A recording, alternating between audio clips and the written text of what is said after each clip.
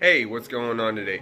So, I'm going to jump right into this because you're probably trying to figure something out. Yeah. I ended up taking my engine off of my self-propelled wonderful mower. I jumped right into it because I swore up and down I had a unknown issue on the, one of my valves was raising up when it wasn't supposed to. And, well, I didn't go to school for small engines, but what I just learned, I had to jump through the internet and I didn't see a good video.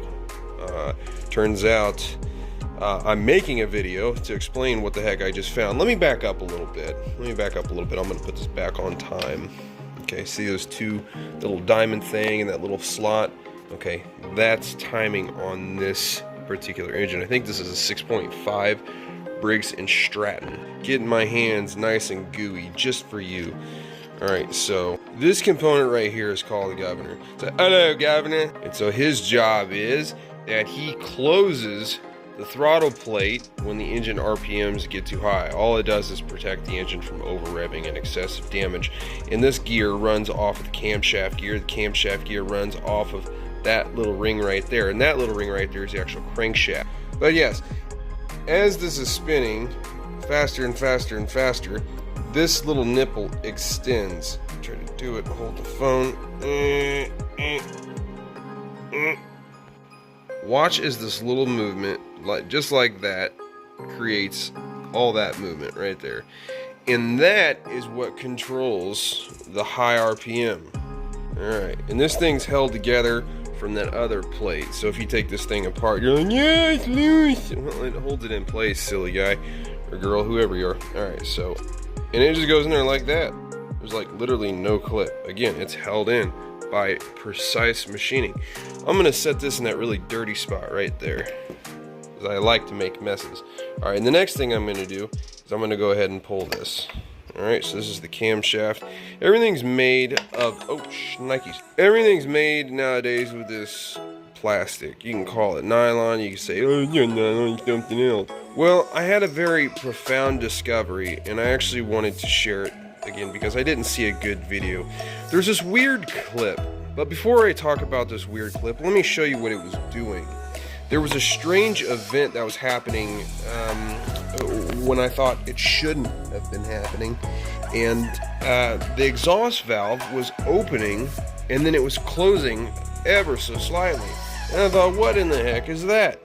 And so digging through the internet, I found out this is a compression release tab. Again, it's a compression release tab. And when you're pulling it, it rides. I'll go ahead and I'll pull that exhaust tappet for you. And you'll see how it has a little bit of that chatter from that compression release tab.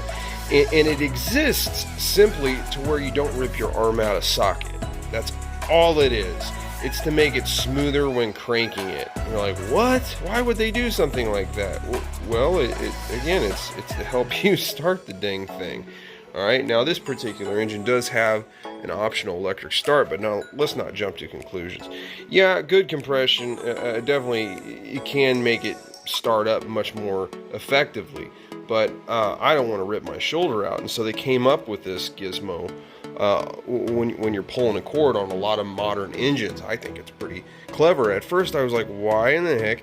But so when this is spinning, this camshaft, when the engine starts firing, this little compression tab right here will change and it'll get away from that lobe. You see how that lobe is wide like that? Okay, so when it's not running, it'll naturally, from the spring, you see how it's spring loaded, it wants to go back to that position.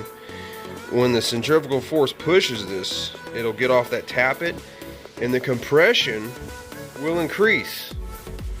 Okay, it's just solely there to make it easier to crank when starting. That's all this little brilliant guy is. I almost cut it off because I was like, what in the tarnations has infested my farm? And that's when I realized, oh, modern technology. Humans grew a brain at some point. So, but that's that. So this is pretty easy to put back together. That guy goes in there. Make sure my alignment marks are where the factory says they're supposed to go. You get in your hole, you're too good for your hole. Alright, and then in goes the governor. Hello, governor. A little fancy stuff and balancers and all that sort of jazz. Alright, cool. But this engine did have a weird knocking sound to it. I never did find the knock. Everything looks tight. Crankshaft is tight. The connecting rod is tight. No sign of a broken casting or a stretch casting from hitting like a rock or something. Nothing indicating that. So I'm gonna actually try to put this bad boy back together. Fresh oil change, change my ignition coil because that actually is bad, and put this thing back together and see what I don't get. Now they do make steel camshafts, you know, and you can't always upgrade. And so to each their own. But now I gotta clean this up and put me some gasket maker or something on this guy, and she'll be as good as used.